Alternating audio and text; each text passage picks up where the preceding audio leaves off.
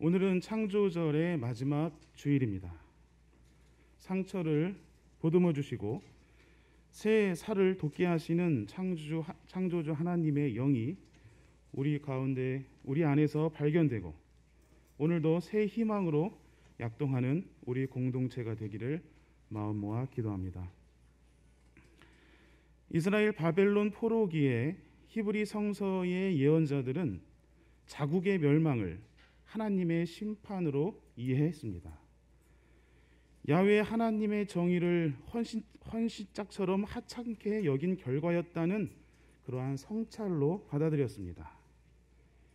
원망이나 절망이 아닌 뼈아픈 성찰이었기에 이스라엘은 예언자들을 통하여 다시 하나님께로 돌아갈 수 있는 길을 안내받았습니다. 돌이킴, 바로 회개였습니다. 그리고 회개한 공동체에게 회복과 평화가 다시 약속되었습니다. 오늘 우리가 함께 읽은 제1성서 에스겔서의 말씀은 이러한 맥락 가운데 있습니다. 에스겔 본문을 통해서 우리는 이 창조절에 역사를 새롭게 창조해 가시는 하나님의 의지를 살피며 우리의 창조 신앙을 되새길 수 있을 것입니다. 제2성서 에베소서의 본문 말씀은 그리스도를 머리로 한 우리 교회가 얼마나 영광스럽고 큰 은총 가운데 있는 것인지 벅찬 가슴으로 전해주고 있습니다. 그리스도 교회란 예수를 일으키신 하나님의 능력이 강하게 분출되는 곳으로 교회를 설명해주고 있습니다. 성서 주석가들은 골로새서와 오늘 봉독한 에베소서는 바울의 후대 문화생 집단이 바울의 사상을 계승하면서 풍성한 신학적 통찰로 저술된 것이라고 분석해주고 있습니다. 초대교회 당시 유대 그리스도인과 헬라 그리스도인에게 보내는 서신으로 에베소서가 저술되었습니다. 저자는 유대 문화에 정통하면서도 사도 바울의 정신을 따라 헬라 이방 선교를 긍정하면서 그리스도 교회의 의미를 아주 풍성한 신학적 통찰로 설명해 주고 있습니다. 그리고 오늘 우리의 본문에서 교회란 그리스도의 몸이며 하나님의 충만함이라고 요약해 주고 있습니다. 저는 이것을 오늘 하늘뜻 펴기의 요절로 삼았습니다. 이어 봉독한 마태복음서의 말씀은 우리가 잘 알고 있는 양과 염소의 최후의 심판이라는 은유 이야기입니다. 줄이고 목마르고 감옥에 갇힌 자들, 그리고 나그네에게 선을 베푼 것이 곧 나에게 선을 베푼 것이다 하는 임금의 판단이 기준이 되는 그런 심판이었습니다. 임금으로 은유된 예수는 가난한 자들을 자신과 동일시하면서 진정한 신앙이란 과연 무엇인지 청중에게 가르쳐주고 있습니다. 이는 곧 우리의 신앙이 과연 무엇이어야 하는지 극명하게 규정해주고 있는 가르침입니다. 이 가르침은 단지 예수를 믿으면 가난한 자에게 선을 베풀어야 한다 하는 그런 인과적 윤리의식을 설파하는 것이 아닙니다. 가난한 자에게 선을 베푸는 윤리가 그 자체로 예수를 믿는 신앙이라는 매우 급진적인 가르침으로 들립니다. 그러나 오늘 저는 이 가르침의 그 핵심적인 내용보다 임금의 판결에 당황했던 의인과 악인에게 주목하고자 합니다. 이야기에는 임금이 판결의 주체로 나오지요. 그렇지만 묵시적 은유로 임금은 예수를 지시하고 있다고 판단하고 이 자리에서는 편의상 임금과 예수는 같은 주체로 여기며 말씀드리겠습니다. 예수는 오른쪽 양에 대비되는 의인들에게는 하나님의 나라를 차지하라는 판결을, 왼쪽 염소에 대비되는 악인들에게는 저주와 영원한 형벌을 판결합니다. 이때 의인은 의인대로, 악인은 악인대로 의하여야 합니다. 예수의 판결에, 그 임금의 판결에 뭔가 잘못된 것이 아닙니까? 하는 반응을 보입니다. 의인은 우리가 언제 예수님께 선을 베풀었습니까? 그리고 악인은 우리가 언제 예수님께 선을 베풀지 않았단 말입니까? 하고 되묻습니다. 이렇듯 의인과 악인이 당혹스러워했던 이유는 무엇이었겠습니까? 판결을 내리는 임금을 제대로 알고 있지 못했기 때문이 아니었을까요?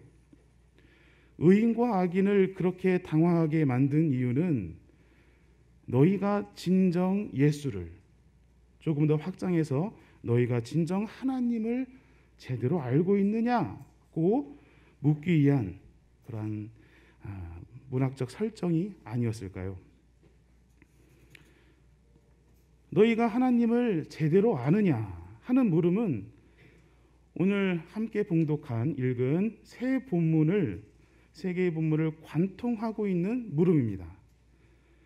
에스겔서 본문에는 직접적으로 나오지는 않지만 에스겔서 전반에 자주 나오는 말씀이 그때야 비로소 너희는 내가 주인인 줄 알게 될 것이다는 구절이 많이 나옵니다. 오늘 본문 24절, 에스겔서 24절에서도 그때에 나 주가 그들의 하나님이 될 것이다 하는 그런 구절도 간접적으로나마 너희가 하나님을 알게 될 것이다 하는 그 맥락에 있다고 말씀드릴 수 있습니다. 이 말씀은 이스라엘이 심판받는 이유를 설명하는 것으로 쓰이는 문구인데 예언서 대부분에서 자주 언급되고 있습니다.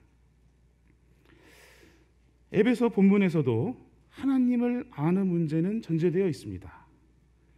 17절에서 19절 말씀을 보면 하나님께서 지혜와 계시의 영을 여러분에게 주셔서 하나님을 알게 하시고 여러분의 마음의 눈을 밝혀주셔서 소망이 무엇이며 하나님의 상속이 얼마나 풍성한지를 여러분이 알게 되기를 바랍니다.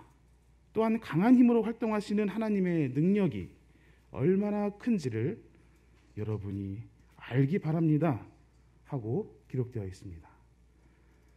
하나님을 알게 하고 그 알므로써 교회를 그리스도의 몸과 하나님의 충만함으로 이루어가기를 바라고 있는 것이죠. 제1성서 성문서인 잠언 9장 10절에서도 주님을 경외하는 것이 지혜의 근본이요 거룩하신 이를 아는 것이 슬기의 근본이라고 표현된 바, 하나님을 아는 것은 제1, 제2성서에서 공히 중요한 소재이며 우리가 깊이 묵상해 보아야 할 그러한 신앙적 소재라 말씀드릴 수 있겠습니다. 하나님을 아는 것, 이것을 깊이 묵상하기 위해서는 알다를 뜻하는 히브리 낱말 야다라는 단어가 가진 특별한 의미를 우리는 알아야 합니다. 히브리 언어 문화권에서 아는 것, 야다는 단순히 어떤 사실을 또는 누군가를 알고 있는 어떤 지적인 통찰의 의미를 넘어섭니다. 야다, 아는 것이란 삶으로 하나님을 인정하는 것으로 확대됩니다. 삶을 공유하고 한 몸이 되는 것이라고 할까요? 우리 삶으로 하나님의 뜻이 나타났을 때 비로소 우리는 하나님을 아는 존재가 되는 것입니다. 이러한 까닭으로 양과 염소의 최후의 심판 이야기에서 임금 곧 예수와 하나님을 제대로 아는 문제가 내재되게 되었다고 생각합니다. 하나님을 제대로 알므로써 교회의 참된 모습을 드러내도록 에베소서는 가르치고 있습니다. 하나님을 아는 참된 교회의 표상을 에베소서는 그리스도의 몸과 하나님의 충만함으로 묘사하고 있습니다. 진정으로 하나님을 아는 교회란 그리스도의 몸의 역할, 하나님의 충만함의 역할을 감당한다는 말입니다. 이에 우리가 하나님을 참으로 잘 아는 공동체가 되기 위해서 참된 교회의 표상이 되는, 참된 교회의 표상으로 가르치고 있는 그리스도의 몸과 하나님의 충만함에 대해서 깊이 묵상할 필요가 있겠습니다. 우리 교회를 그리스도의 몸으로 하나님의 충만함으로 늘 새롭게 갱신해 나갈 때 우리는 진정 하나님을 아는 공동체가 될 수 있기 때문입니다. 몸과 충만함에 담긴 교회의 본질이 무엇일까요? 참된 교회로 살아가기를 원하는 우리 공동체에게 몸과 충만함, 이것은 우리에게 어떤 성찰을 안겨줄 수 있을까요? 교회를 몸으로 표현한 것은 예수 그리스도를 머리로 모시고 세상에서 역동적으로 활동하는 교회로 규정하기 위함입니다.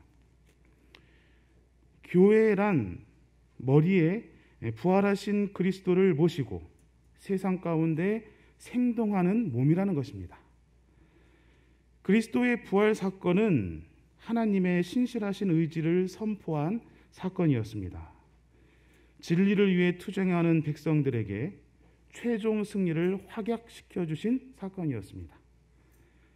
에베소서 1장 20절에서 22절 말씀은 우리가 그렇게 이해할 수 있습니다.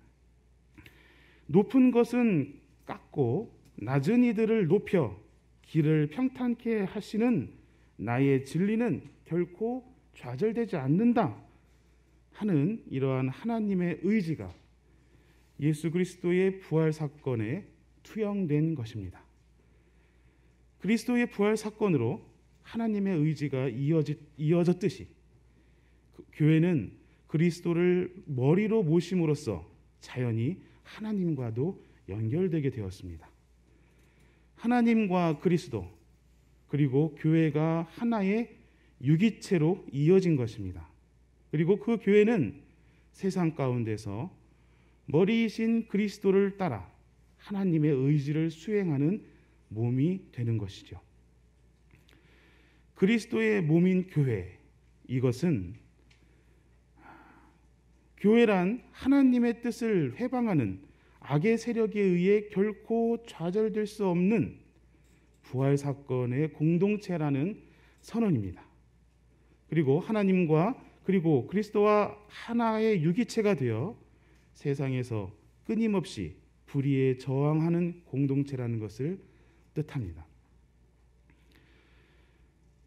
교회는 곧 그리스도의 몸이라는 이 은유가 하나님과 예수 그리스도 그리고 우리 교회를 하나의 유기체로 이어주면서 하나님과 세상 사이의 중재자 위치로 규명해 주는 메타포라면, 충만함이란 교회로 하여금 그리스도의 몸이 되게 하는 하나님의 힘, 곧 성령의 역사를 뜻합니다.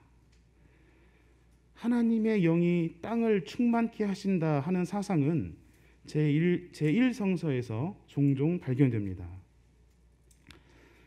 성서 주석가들은 언어적 용례를 추적하면서 이 충만함의 뜻을 채우는 것, 가득 차 있는 것, 온전케 하는 것으로 풀이하고 있습니다. 이를 참고한다면 충만함의 의미를 영의 힘, 힘의 작용으로 이해해도 무리가 없어 보입니다. 즉, 하나님은 만물 안에 영의 힘을 가득히 채우시고 생명을 온전케 하시는 사랑의 주님이시라는 성찰을 할 수 있게 합니다.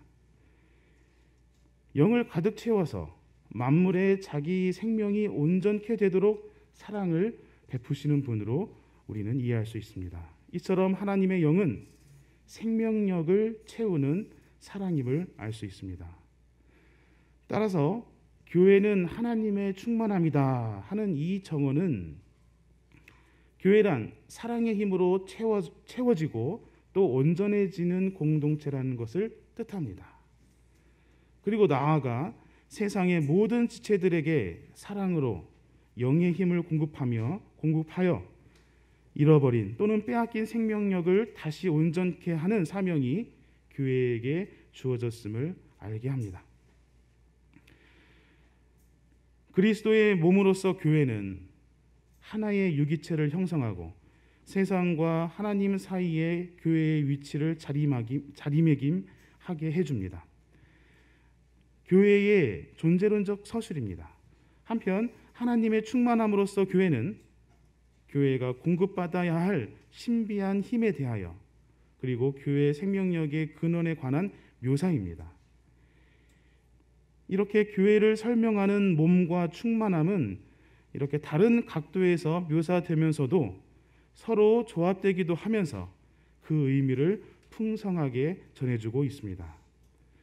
몸과 충만함에 공이 내포된 교회의 정체에 대해서 저는 근원을 향한 끝없는 갈망과 세상을 향한 꾸준한 집념이라고 정리해 보겠습니다. 머리이신 그리스도는 몸의 근원이 되고 그보다 더 근원이 되는 하나님의 의지까지 이르러야 교회는 한 몸의 건강한 유기체가 될 것입니다. 하나님의 영의 근원은 우리는 완전히 파악할 수 없는 것이기에 우리 실존은 언제나 그 근원을 갈망합니다. 몸으로서 교회와 충만함으로써 교회는 이처럼 신앙의 근원을 끝없이 갈망하고 있다는 공통점에 맞닿아 있습니다. 다른 한편 교회는 세상으로 나아가 일하기 위하여 그리스도의 몸이 되었습니다. 하나님의 뜻을 실천하는 손과 발이 되었습니다. 그리고 영의 충만함은 그리스도의 몸인 우리 공동체를 사랑과 생명으로 채우고 세상 가운데에서 생동하도록 추동합니다. 세상을 사랑하시는 하나님의 꾸준한 집념이 교회를 통하여 표출되는 것입니다. 이와 같이 몸으로서 교회와 충만함으로써 교회는 세상을 향해 분출하는 성질이 공이 다분합니다. 하나님을 아는 교회는 하나님과 삶을 공유하는 공동체입니다. 하나님의 뜻이 역사 속에서 교회의 몸으로 표현되는 공동체입니다. 하나님의 즐거움을 그대로 춤추는 공동체입니다. 교회의 포옹으로 하나님의 심정을 세상에 전할 수 있다면, 교회의 선교로 하나님의 얼굴이 세상에 그려질 수 있다면 이와 같은 목표는 언제나 유효한 우리의 꿈이 되지 않겠습니까? 그리스도의 몸으로서의 교회, 그리고 하나님의 충만함으로서의 교회의 표상이 우리 공동체 안에서 선명해지기를 바랍니다. 힘차게 약동하는 모습일 것입니다. 우리 신앙의 근원을 끝없이 갈망하고 그리스도의 사랑에서 파생된 생명정의 평화를 세상에 전하는 선교를 멈추지 않는 우리 공동체가 되기를 진심으로 기도합니다. 잠시 침묵으로 기도합시다.